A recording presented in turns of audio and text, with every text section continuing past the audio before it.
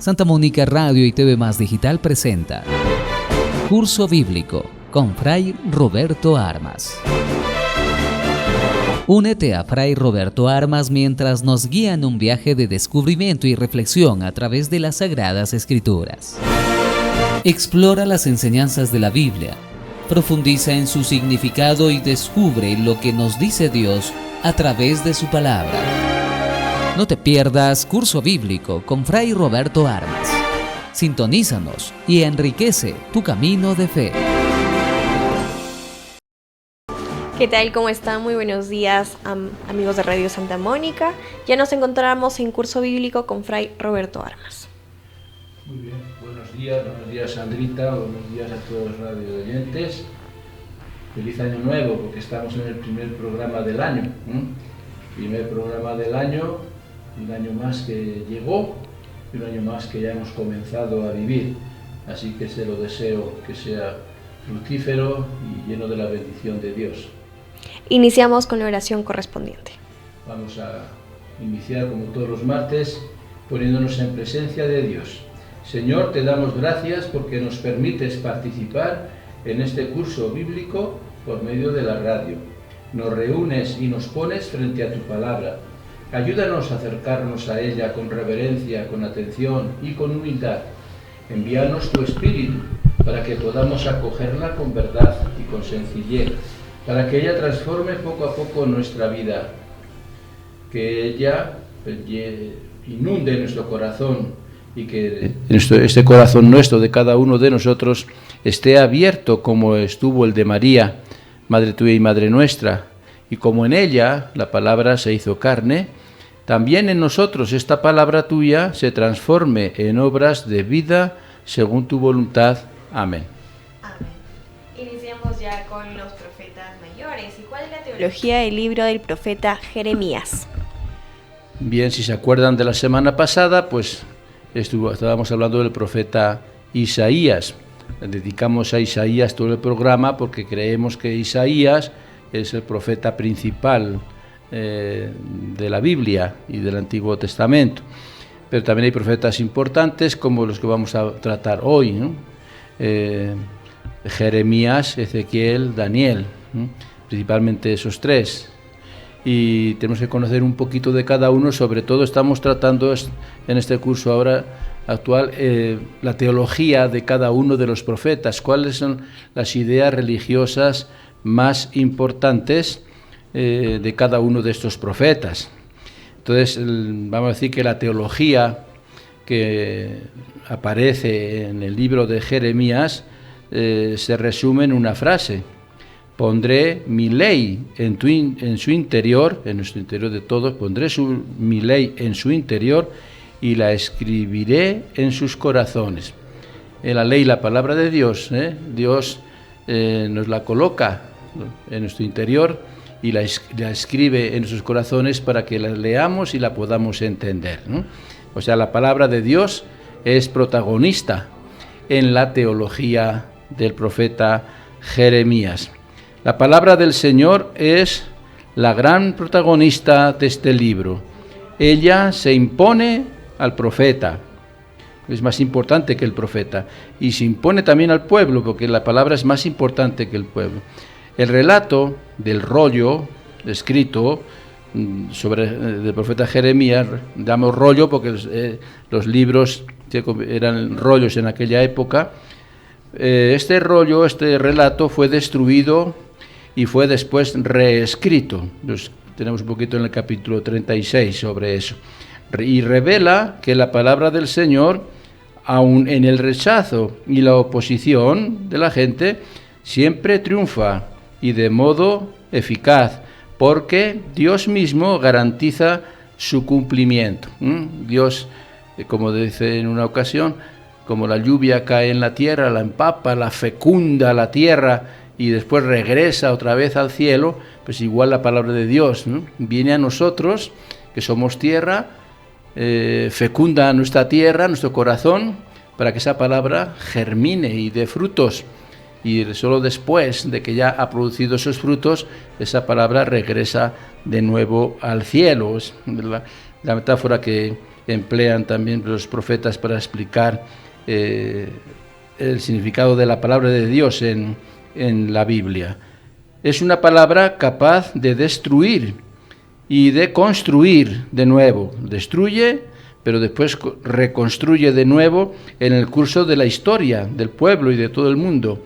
No se presenta como la simple respuesta oracular de un oráculo a una consulta a Dios en una ocasión particular, sino como una realidad que irrumpe en la vida del profeta, que acontece según la libre intervención divina con autoridad y fuerza, revelando y ejecutando el proyecto soberano del Señor.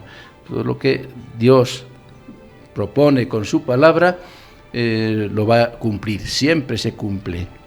Entonces, el verdadero profeta es capaz de hablar en nombre del Señor porque ha estado presente, vamos a decir, en el consejo divino y ha escuchado esa palabra directamente.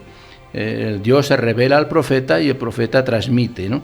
Conoce, por eso tanto el profeta conoce el plan de Dios y ve la realidad desde él, desde ese plan. Constituido profeta para las naciones, porque así lo dice Jeremías, he sido constituido profeta para las naciones, para la gente, para todo el mundo prácticamente.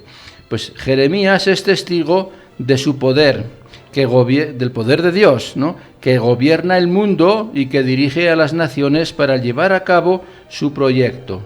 Así también considera a Israel, pero ligado de modo particular al Señor por la ley y por la alianza. Dentro de todo el mundo está Israel, pero Israel es el pueblo especial, es el pueblo escogido por Dios, donde va a plasmar su proyecto, su plan, y por lo tanto es la clave de ese plan es el cumplimiento de la ley y de la alianza que ha establecido con este pueblo. El juicio divino dependerá de la fidelidad a ese pacto o de la infidelidad, de acuerdo a la respuesta del pueblo ante ese pacto, esa alianza, va a ser después el juicio final, ¿no? La posibilidad de arrancar y derribar, que aparece en el primer capítulo y los primeros versículos de este profeta Jeremías, esa posibilidad de arrancar y derribar, de edificar y plantar, expresa la potestad soberana del Señor y explica la doble dimensión del ministerio profético, la doble misión, que es anunciar el proyecto salvador de Dios, por un lado, y denunciar las conductas que obstaculizan su realización, los que ponen impedimentos, ¿no? Entonces, anuncia y denuncia. Es la misión de casi todos los profetas, anunciar la palabra de Dios, anunciar el proyecto de Dios y denunciar todo aquello que va contra el proyecto de Dios. A Jeremías le tocó acentuar la denuncia del pecado y hacer ver sus desastrosas consecuencias, pero sus discípulos y editores supieron recuperar también los aspectos más esperanzadores de su mensaje. Por el fracaso de las instituciones mediadoras de salvación que aparentaban importantes en aquel tiempo, que eran los mismos reyes, los sacerdotes, los sabios, los profetas de corte, no cualquier profeta, los que se autoinstituían como profetas, frente siempre al profeta instruido. O sea, los mediadores de salvación, que deberían ser estos que he mencionado al principio, no llegaron nunca a serlo por su infidelidad. Y el profeta instituido por Dios, ese sí, asume la misión de representarlo, de presentar a Dios y hacer concreta su acción tanto en el pueblo de Israel como entre las demás naciones paganas. Si del sacerdote se espera la instrucción, del sabio el consejo, la palabra de Dios se debe recibir de la boca del profeta. Jeremías ejerce su misión profética no solo mediante sus palabras y sus acciones simbólicas, Toda su vida se convierte en signo profético y en un mensaje de parte de Dios. Toda su vida es, porque el profeta entrega toda su vida al servicio de Dios, y la palabra que recibe de Dios, el profeta la hace su propia vida. Y eso es lo que transmite a los demás, al pueblo y demás. Su propia vida, la palabra de Dios por medio de su vida, de su testimonio, y de esa forma llega al pueblo, ¿no? Israel está llamado a descifrar en la existencia del profeta su propio destino. Rechazar el mensaje, rechazar al profeta, significaría provocar la propia condena. Si la palabra de Dios es gozo y alegría para el corazón del profeta, es también fuego que devora al pueblo si no cumple, como le sucede a él mismo también en algunos casos. Esta figura anticipa las tensiones dramáticas que caracterizarán después a Jesucristo. Jeremías es uno de los profetas que más se va a identificar con Jesucristo después, como que él es como una figura de lo que tuvo que soportar y sobrellevar Jesucristo. Es la imagen, el Hijo de Dios, que se hace carne como nosotros en el pecado, pero bendito y haciéndose por nosotros, sí, maldición, pero es bendito porque por esa maldición de ser condenado a muerte, pues nos salva a todos.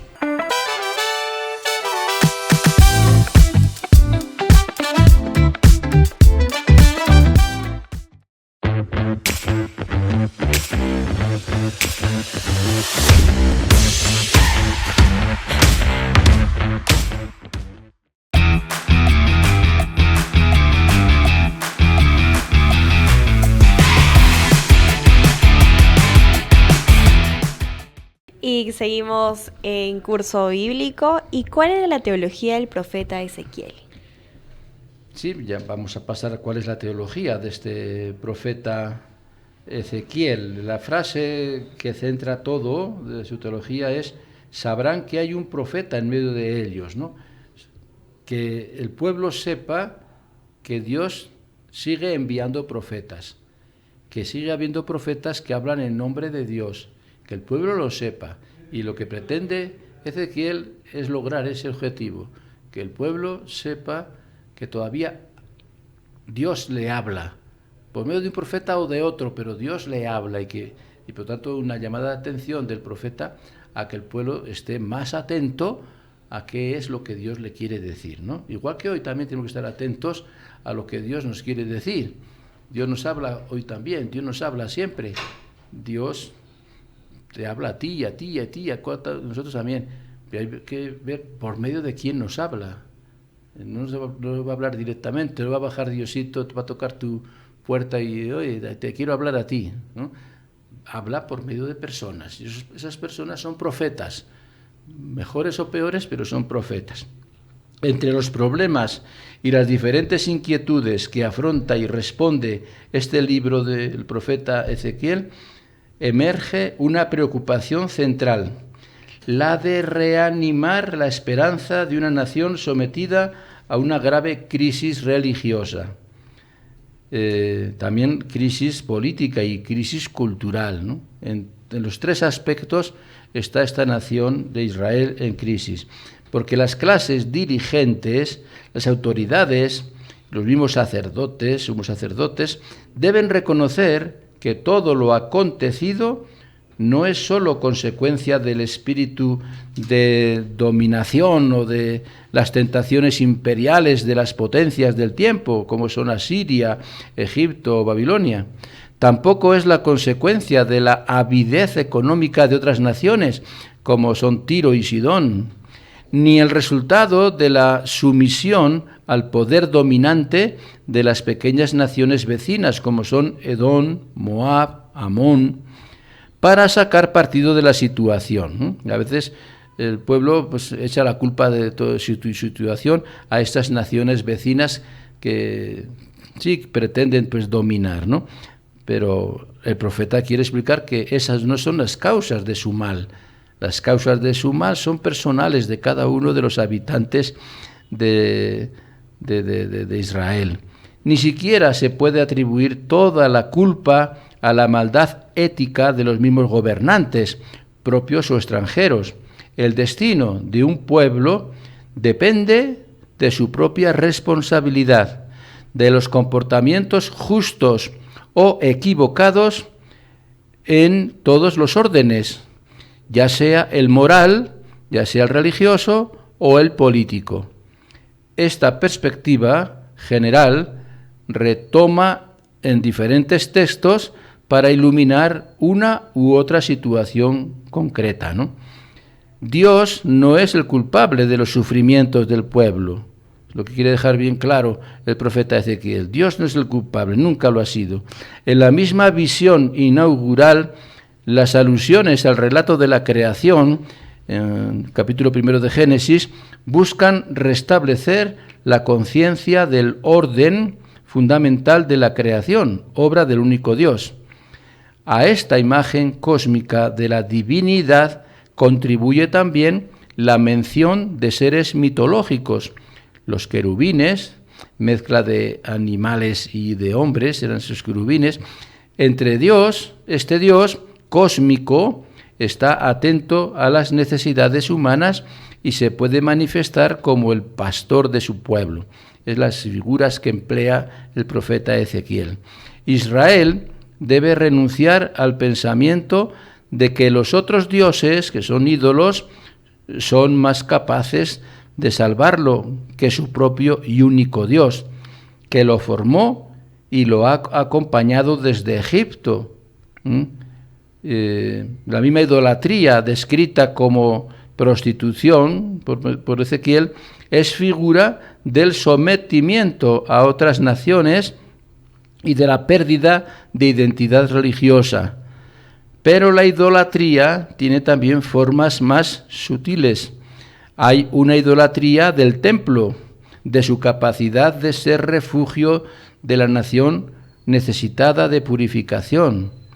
Por eso Dios se presenta ya en la primera visión al profeta como un Dios cósmico y creador, no atado al templo de Jerusalén y capaz de abandonarlo para acompañar a los exiliados, ¿no? Dios nunca abandona y acompaña a los que están saliendo fuera del país al exilio.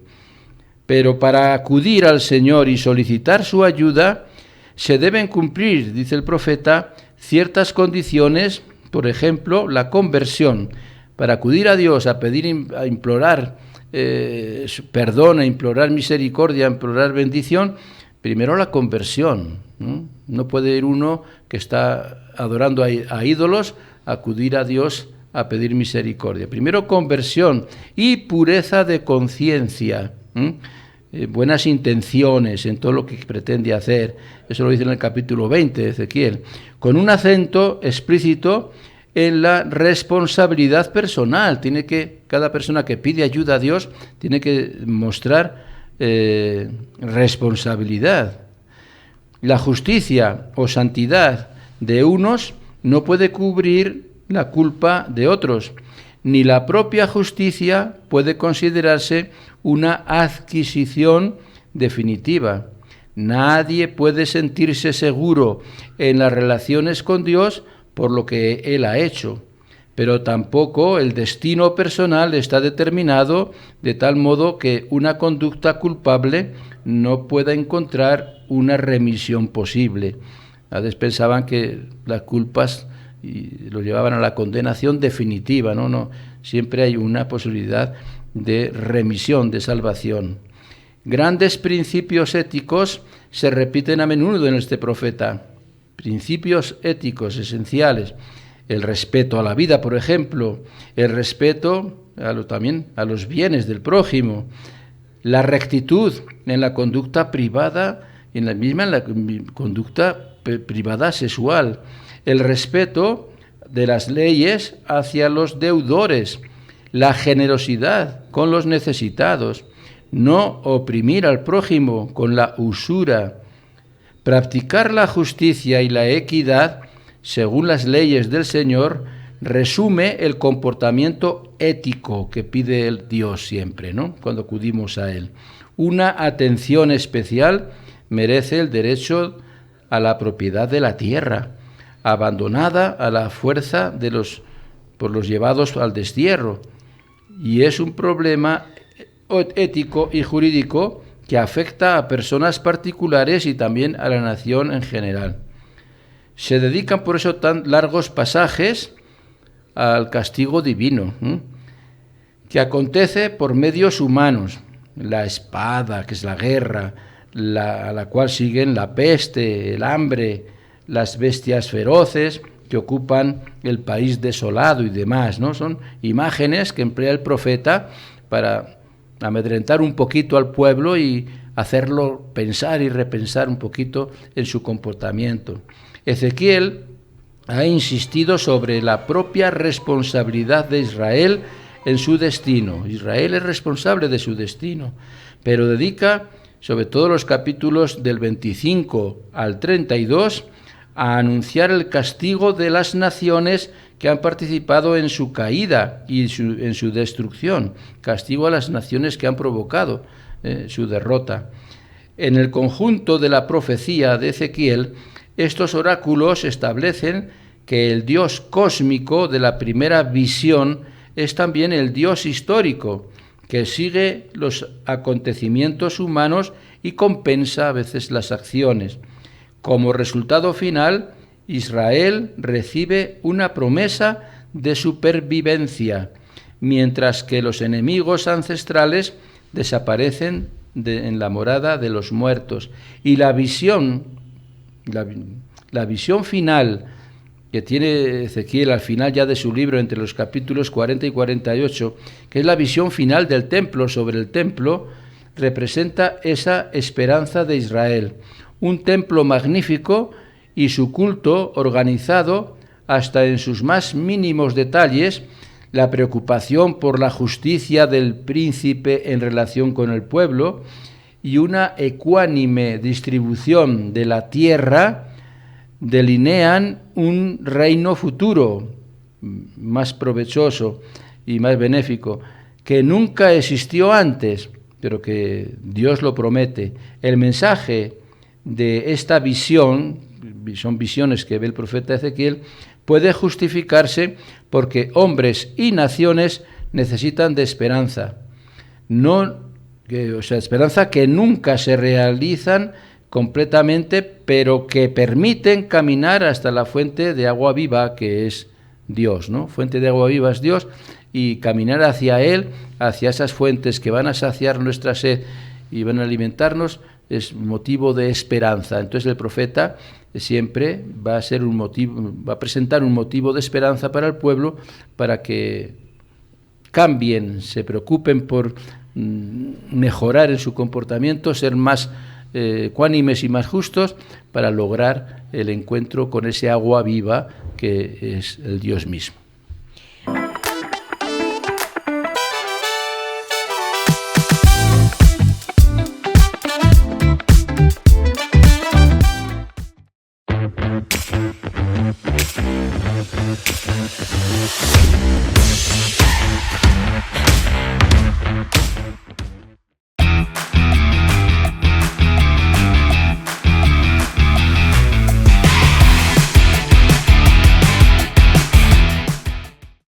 Ya estamos de regreso en Curso Bíblico y ahora vamos a conocer cuál es la teología del profeta Daniel.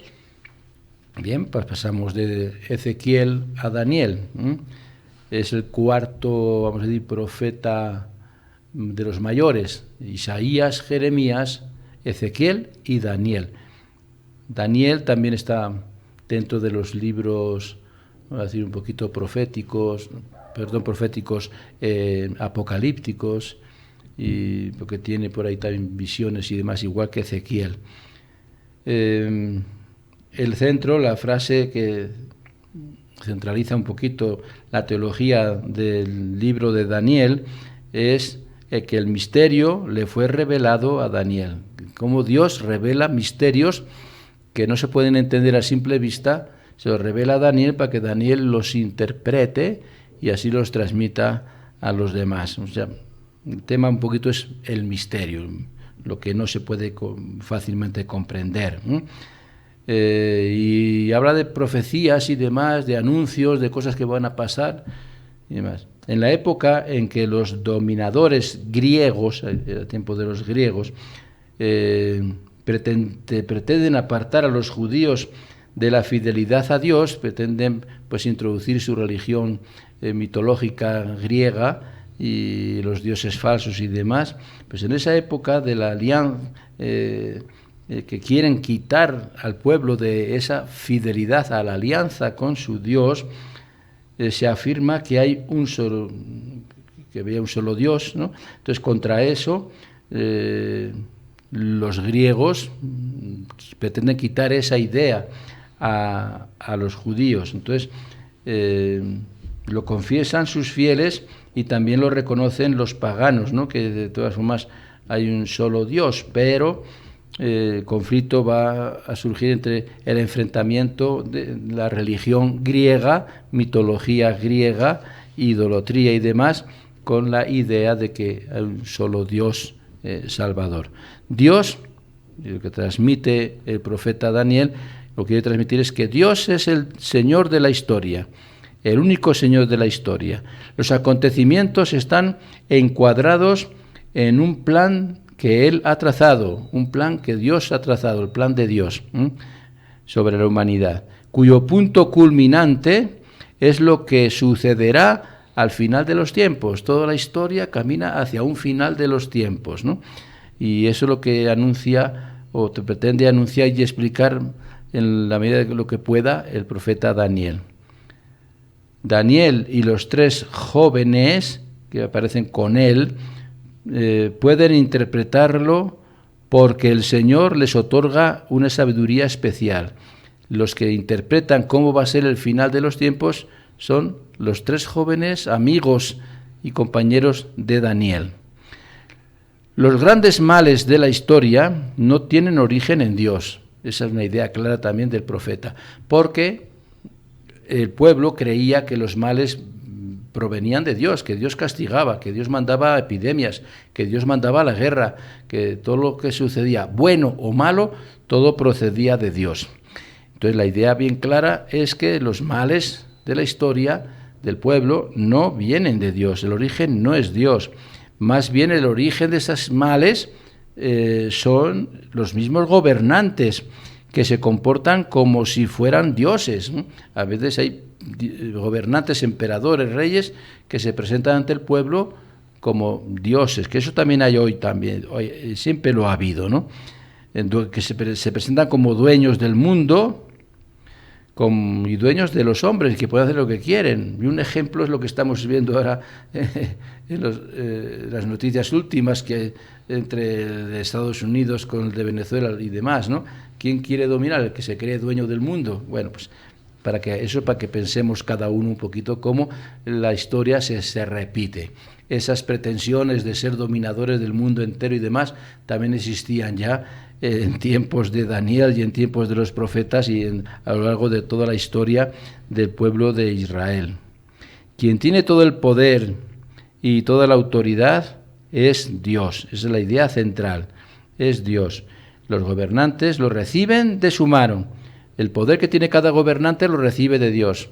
Es poder de Dios que le permite que lo lleve a cabo un gobernante para que dirija bien a su pueblo en justicia y en igualdad, ¿no?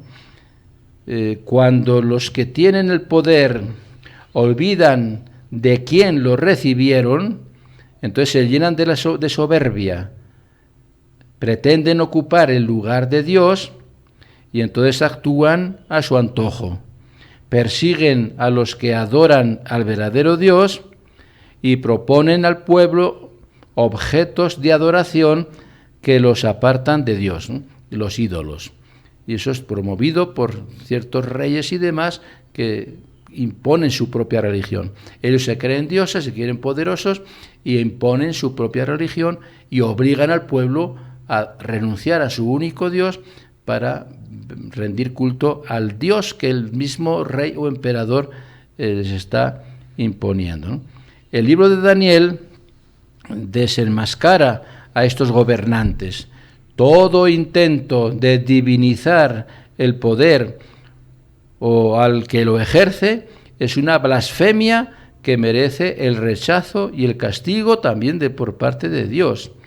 En la época en que los fieles judíos son perseguidos, este libro presenta el ejemplo de Daniel y sus compañeros que no se dejan corromper y permanecen fieles al verdadero Dios cuando son amenazados y entregados a la muerte.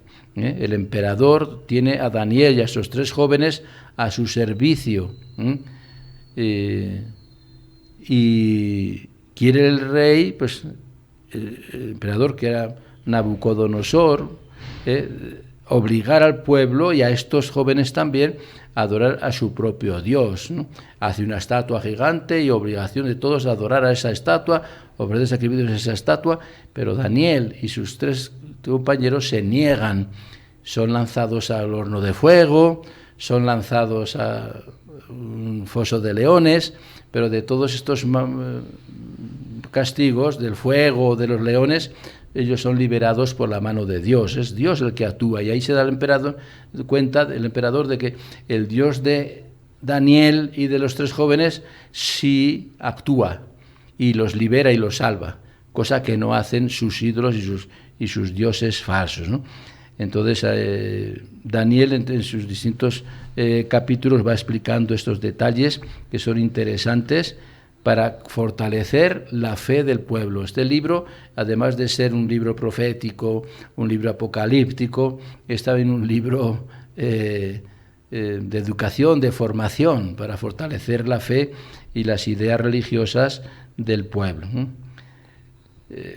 Israel sufre como castigo por sus infidelidades cometidas por sus antepasados, por sus reyes, por sus emperadores, y por mismo todo el pueblo sufren las consecuencias y son desterrados y demás. El destierro es la más importante. Pero estos sufrimientos y hasta la misma muerte purifican, lavan y refinan un poquito la fe a los fieles, para que algo que vendrá después habrá una futura resurrección, habrá una salvación definitiva, si permanecen en la fe, si permanecen creyendo, ¿no? Cuando los que fueron fieles hasta la muerte se levantarán de sus tumbas para recibir su recompensa. Está hablando ya del futuro, después de la muerte. Si han permanecido fieles hasta la muerte y no se han dejado corromper por religiones falsas y dioses falsos de ídolos y demás, pues cuando resuciten en el final de sus vidas tendrán una resurrección feliz, una recompensa feliz. En el Nuevo Testamento, en particular en el libro del Apocalipsis, asume y elabora textos de este profeta Daniel. Son casi elaboraciones en tipo copia.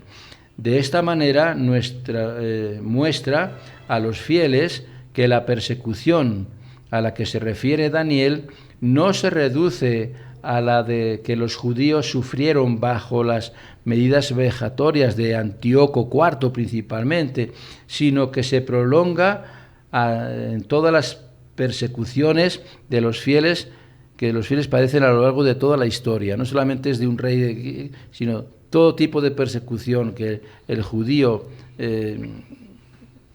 sufre en su historia, les va a llevar o a la muerte o a la resurrección, al triunfo o al fracaso definitivo, ¿no? Entonces todo lo que sucede al pueblo es para hacerles ver sus errores y sus equivocaciones y poder pues ponerse en camino y en orden, y que al final el que va a triunfar, los creyentes de todos los tiempos, son exhortados a mantenerse firmes y esperar con confianza que al final llega siempre el triunfo del reino de Dios, que al final va a triunfar siempre el reino de Dios.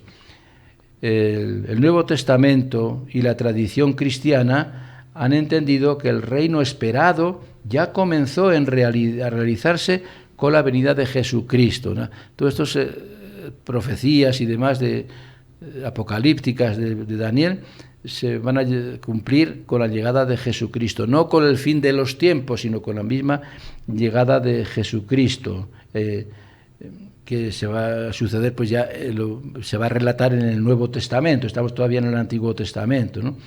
Y que el misterioso ser humano, que es el Hijo del Hombre que viene entre las nubes del cielo, que habla el profeta Daniel, es el mismo Jesucristo, tanto en sus padecimientos como en su resurrección y glorificación a la derecha del Padre. Entonces, todo lo que sucede en Jesucristo, ya como que Daniel, con visión especialmente que le viene de Dios, lo va anunciando y lo va prediciendo para que el pueblo se vaya dando cuenta y demás.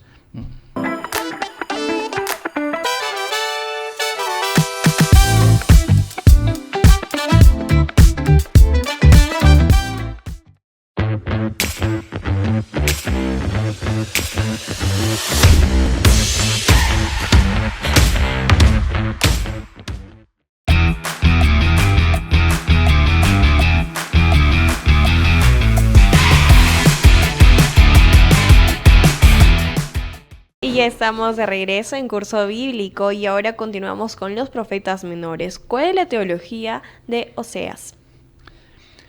Muy bien, ya es un Oseas el que encabeza, vamos a decir así, la colección de profetas menores, ¿no? Los 4 anteriores que he mencionado, primero que la semana pasada, Isaías, Jeremías, Ezequiel y Daniel, son considerados profetas mayores, son de más interés, son libros más extensos, con mucha más teología, con mucha más doctrina y con mucha más espiritualidad y enseñanza, ¿no? Y son por eso más importantes. Estos son los 12 profetas menores, pues ya los libros son más cortos, se concretan más bien a lo mejor a un mensaje nada más que quieren transmitir o 2, pues, la enseñanza es también más breve. Y bueno, pues se llama también profetas, pues, o profetas menores. La profecía de Oseas, en su estado actual y en su posición como cabeza del libro de los 12 profetas menores, expresa a través de la experiencia conyugal del profeta un mensaje de esperanza y un futuro feliz garantizado solo por la fidelidad a Dios para su pueblo. Así como en el matrimonio, en la familia, clave es la fidelidad entre los esposos, los padres e hijos, pues igual en la relación con Dios. La clave, la fidelidad. Por eso, el tema central de la teología de Oseas es la frase que está en el capítulo 2, versículo 21. Te desposaré conmigo para siempre. Te desposaré conmigo para siempre. Es una frase que dice el profeta de parte de Dios. Dios habla al pueblo de Israel y le está diciendo al pueblo, te desposaré conmigo. O sea, esa alianza, ese pacto de amistad por medio de Moisés, de Dios con el pueblo, es una alianza como las alianzas de los matrimonios. En el matrimonio hay una alianza entre el esposo y la esposa. Se comprometen a amarse, a respetarse y a ser fieles toda la vida. Ese mismo pacto es el que quiere hacer Dios con su pueblo, con el pueblo de Israel. Dios el esposo, el pueblo de Israel la esposa. Entonces, eso es el tema central del profeta Oseas para inculcar al pueblo que debe ser fiel a su esposo, entre comillas, que es Dios. El aspecto más novedoso, por lo tanto, de la teología de Oseas consiste en presentar la alianza del Señor, de Dios, con el pueblo de Israel en clave de alianza nupcial, como un matrimonio. El Señor se unió con Israel por medio de una alianza.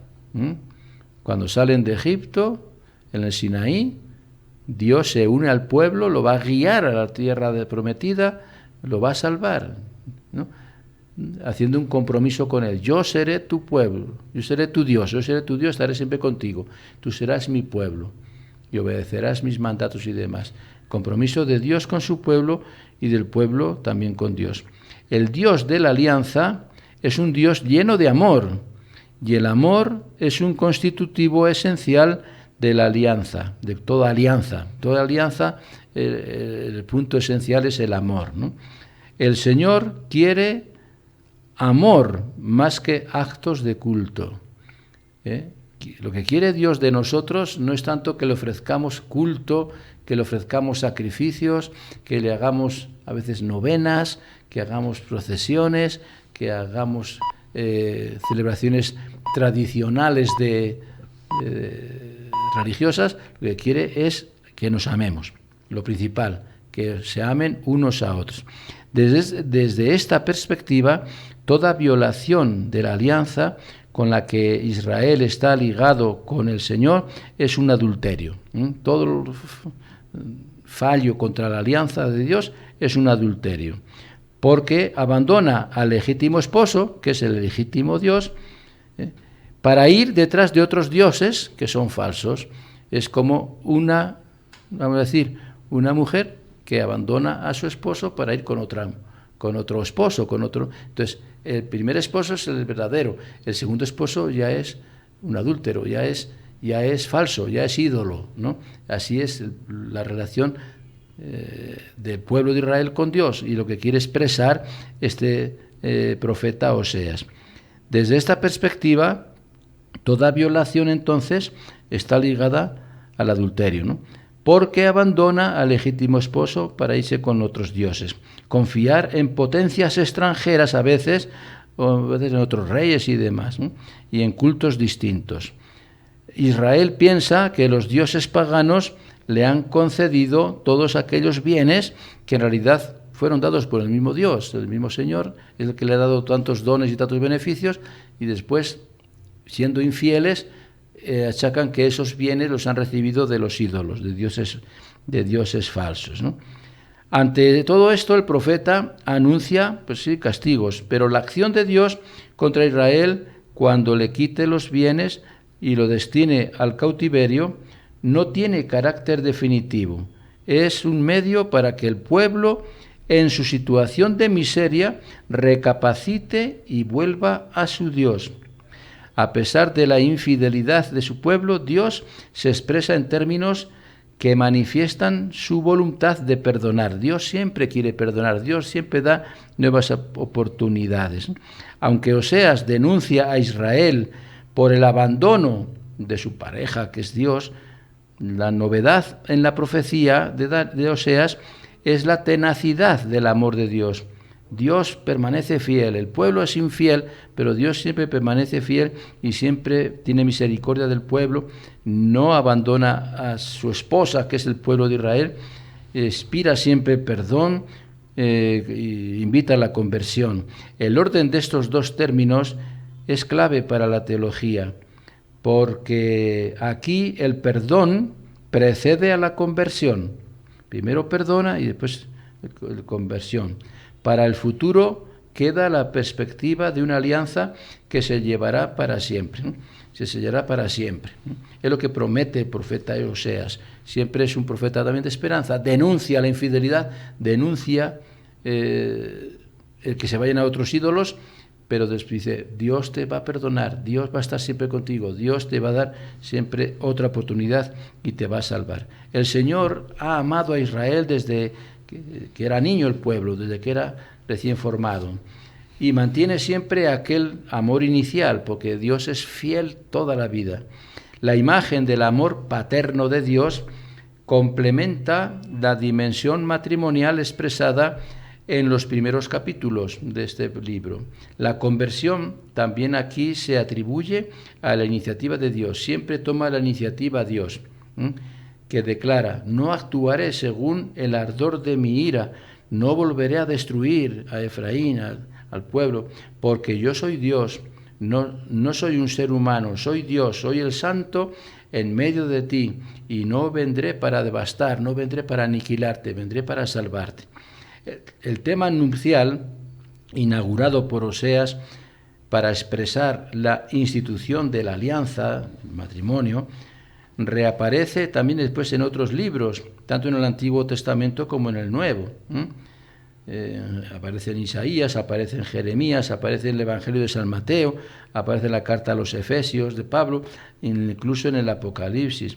Y está presente en la forma simbólica en que la tradición judía y cristiana han leído del libro del Cantar de los Cantares, ¿no? Porque quizá el libro que más se parece al de Oseas es el Cantar de los Cantares, porque es el mismo tema. Oseas habla de matrimonio entre Dios y su pueblo, el amor de Dios a su pueblo y el amor que debe corresponder a su pueblo, y el Cantar de los Cantares es el amor de unos enamorados y demás, ¿no? Es lo mismo, o sea, van unidos. Y bueno, pues es importante que leamos este libro de Oseas. Es cortito, no es muy largo, es fácil de leerlo, y van a ver ustedes, se van a ver reflejados en estas ideas de Oseas, en esa relación con Dios, y nos va a ayudar mucho, mucho a permanecer fieles nosotros a nuestro Dios, a nuestra religión, a nuestra Iglesia Católica y a todo lo que ello conlleva, porque es un compromiso. El bautismo es como un casamiento.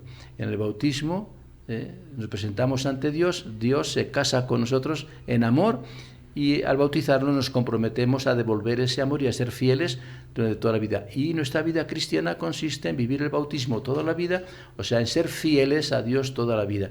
Y esa enseñanza la tenemos ya desde Oseas. Ya estamos llegando al final, oración final antes de despedirse. Muy bien, pues si terminamos así estos profetas, hoy 4 profetas, y seguiremos el próximo día. Nos faltan 11 profetas. 11 profetas, y explicaremos también la teología de cada uno de los profetas, porque es importante conocerla, y después pasaremos al Nuevo Testamento, a los Evangelios, a Jesucristo, etcétera, ¿no? Que es el centro principal de toda la Biblia. Terminamos pues saludándoles a todos, que tengan una buena fiesta de Reyes hoy, y sigue la Navidad hasta el próximo domingo. Vivan la presencia de Jesús, que ha nacido en sus hogares y que tienen que mantenerlo para todo el año. Que Jesús, que ha nacido, se quede con ustedes todo el año. Damos gracias. Gracias, Señor, por estas reflexiones y por tu palabra que hemos escuchado. Ayúdanos a comprender cuál es la respuesta adecuada que tenemos que dar nosotros a lo que tú hablas dentro de nosotros. Señor, da siempre tu palabra cotidiana. Ella es como el pan, nos sacia, pero nos provoca más hambre. Es como el agua, riega, refresca, fecunda. Es como la luz, ahuyenta de las tinieblas del error y del pecado, y nos ilumina los ojos para ver mejor nuestra vida. Ella es como una voz misteriosa y penetrante, porque cuestiona y responde, alegra y fortalece. Ella es como el agua que sana, inquieta, trae paz, ¿no? Es como espada de doble filo. Pues no nos hagas faltar nunca, Señor, este pan cotidiano de tu palabra. Amén. Amén. Así es como hemos llegado al final del curso bíblico. Estuvo con ustedes Fray Roberto Armas y Sandra Rodríguez.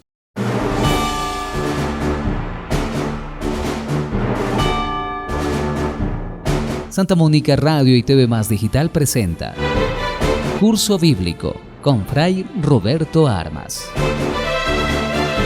Únete a Fray Roberto Armas mientras nos guía en un viaje de descubrimiento y reflexión a través de las Sagradas Escrituras.